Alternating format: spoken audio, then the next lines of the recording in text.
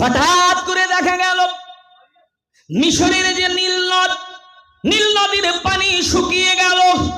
নদী নালা খাল যত জায়গা ছিল সব পানি যখন শুকিয়ে গেল, মাঠগুলো ফেরে যেতে লেগেছে, চাষবাসের ব্যাঘাত শুরু হয়ে গেছে।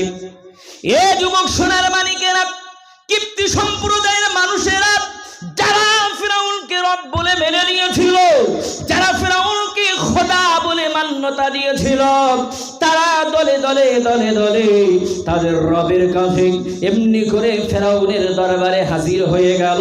হুজুর, আপনি তো আমাদের উপাস্য, আপনি তো আমাদের রব।